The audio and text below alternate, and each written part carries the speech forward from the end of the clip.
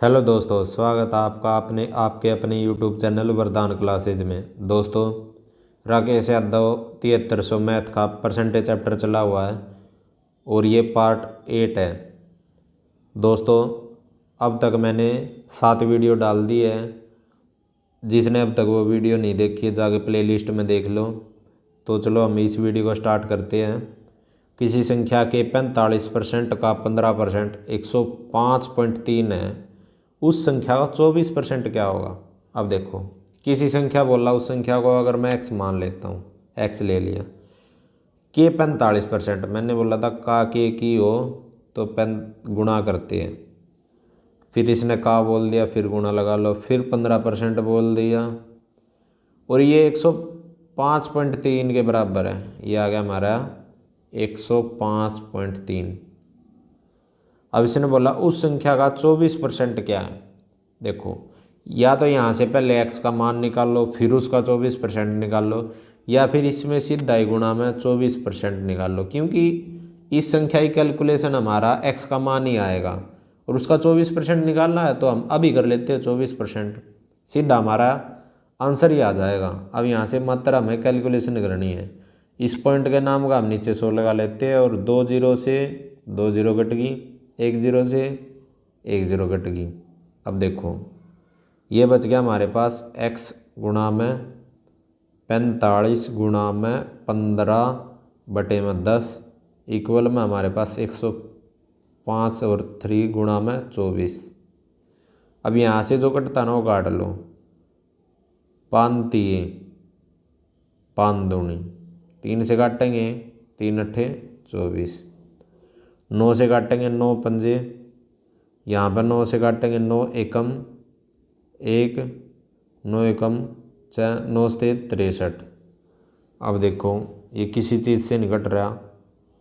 अब सीधी इसकी वहाँ 2 को है जो बटे में 2 है, इसको उस तरफ ले जाएंगे, गुणा में चला जाएगा और ये जो 5 है ये ऊपर है, ये नीचे आ जाएगा। ये हो जाएगा हमारे पास 117 गुणा में 8, 2 गुणा में आएगा और 5 भाग में आएगा।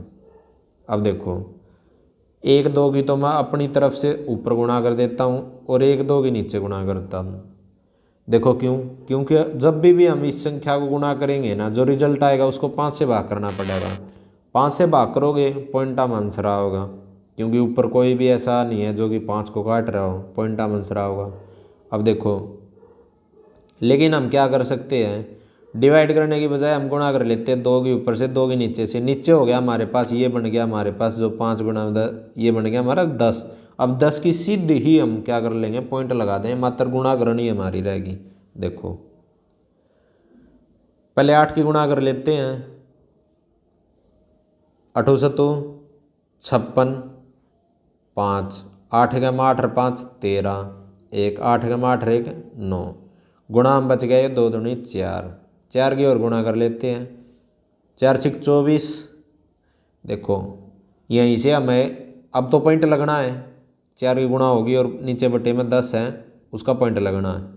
अब देखो, पॉइंट 4 आएगा, ऑप्शन नंबर बी हमारा राइट आंसर दिख रहा है हमें।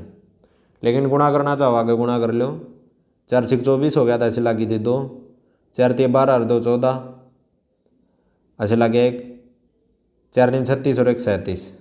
देखो पूरा मैच हो गया, 37 4.4। नेक्स्ट है 72। एक व्यक्ति का मासिक वेतन 13,500 है और उसका मासिक खर्च है ना जो 9,000 है। अगले वर्ष उसका वेतन 14% बढ़ जाता है और उसका खर्च 7% बढ़ जाता है, तो उसकी बचत में प्रतिशत वृद्धि ज्ञात करें।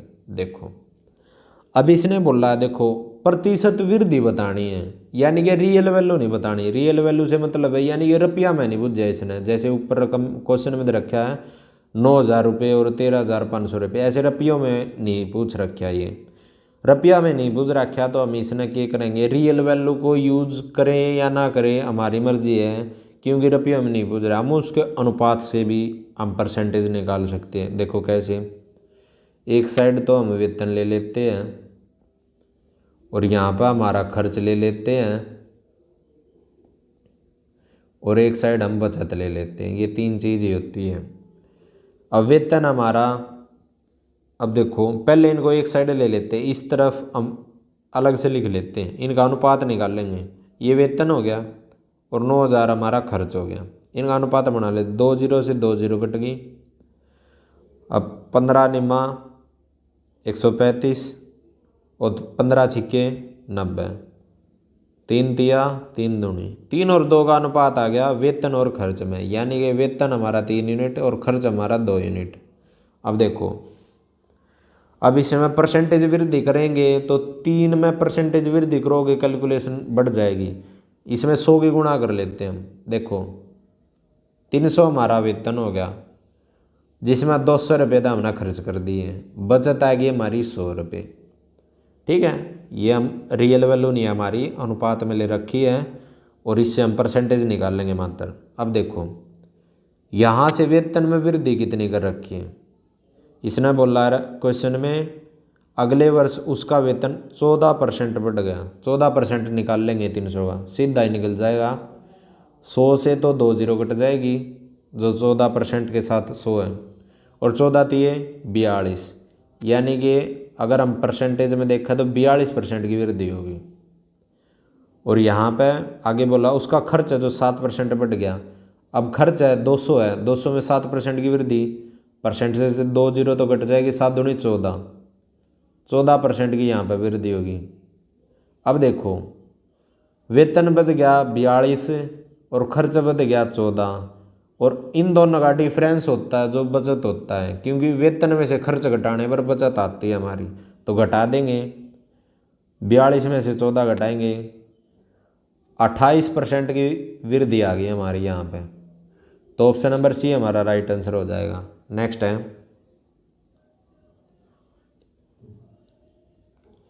73, दो संख्याओं का अंतर उनके योग का 45% है।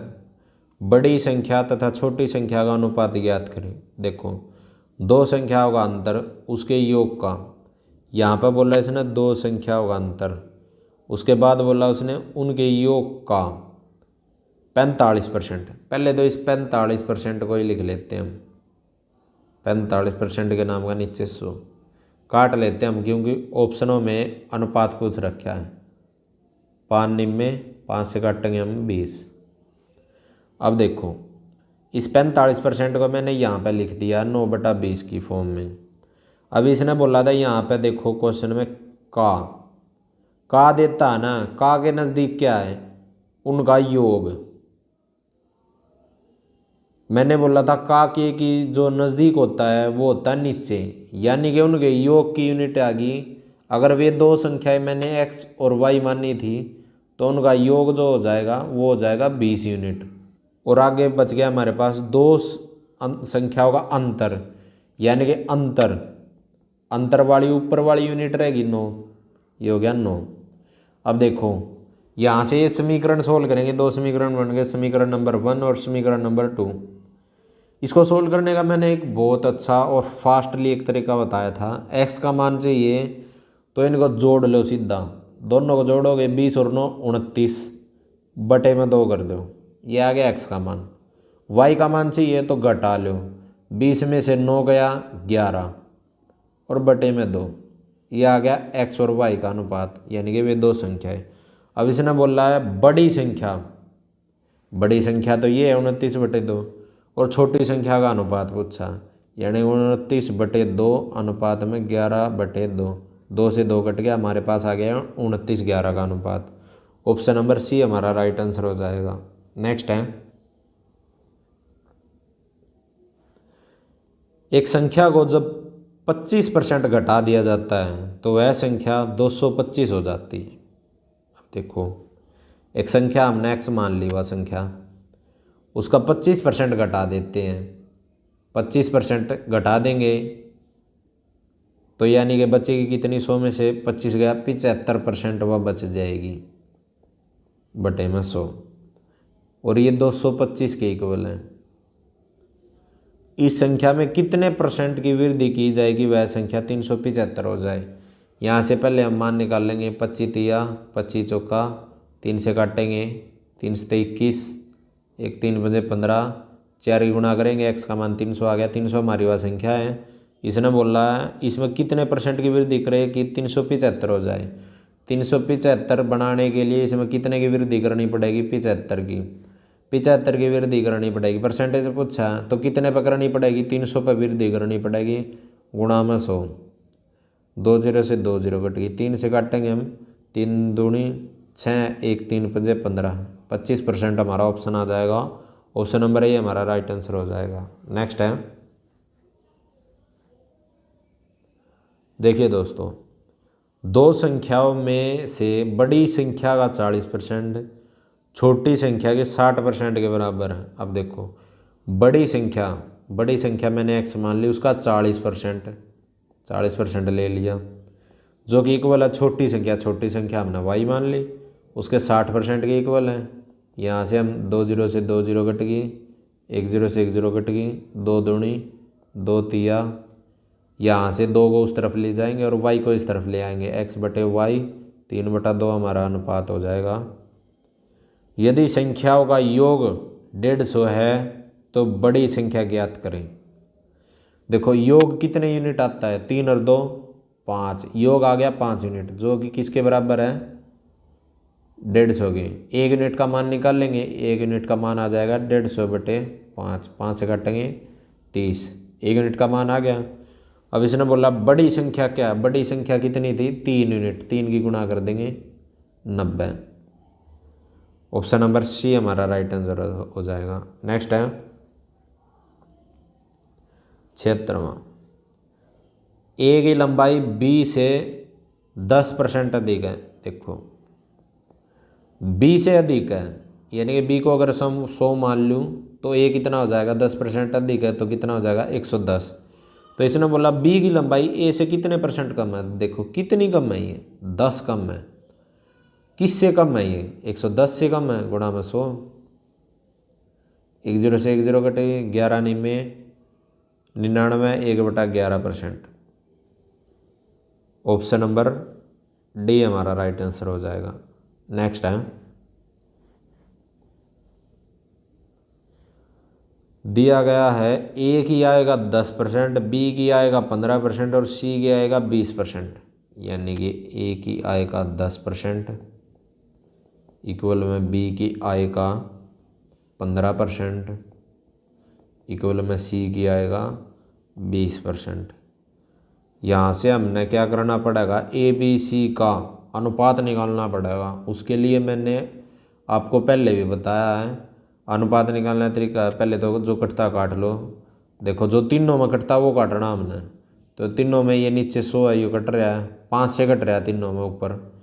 5 दूनी 5 तिये 5 चौके, हमारे पास बच गया ये 2A 3B और 4C। अब देखो जो इनके पास ये जो न्यूमेरिकल संख्या बची है ना, 2 3 और 4, अब ए बी सी का अनुपात नहीं है। ये अनुपात निकालने के लिए हमने क्या करना पड़ेगा? इन न्यूमेरिकल संख्याओं का हमने एलसीएम लेना पड़ेगा। एलसीएम आ जाएगा 2 और 3 और 4 का एलसीएम होता है 12। अब 12 को ऊपर लिखेंगे, तीनों के ऊपर लिख दिया हमने एलसीएम को, और अब काट लेंगे। 2 से कट गया 6, 3 से कट गया 4, 4 से कट गया 3। अब ये बी सी का अनुपात आ गया हमारे पास। इसने बोल रहा है तीनों के आय का योग, यानी कि योग कितना है? 6 4 10, 10 और 3 13, 13 यूनिट हमारा योग है, जो कि इक्वल दे रखा है इसने 7800 की। यहाँ से 1 यूनिट की वैल्यू निकाल लेंगे, 13 का 78 600। इसने बोला बी की आय, बी की यूनिट कितनी है? 4, 4 की गुणा कर लेंगे, कितना आ गया? 2400। यानी कि ऑप्शन नंबर सी हमारा राइट आंसर हो जाएगा। नेक्स्ट है,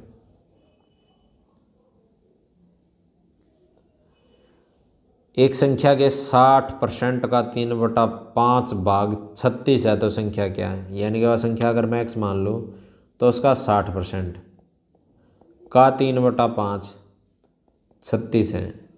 यहाँ से काटेंगे 20 तिया 20 पंजे, ये 3 तिया 9, 9 चौके 36। अब ये 25 और 25 की गुणा उस तरफ कर देंगे, 25 चौका 100। ऑप्शन नंबर ए हमारा राइट आंसर हो जाएगा। नेक्स्ट है,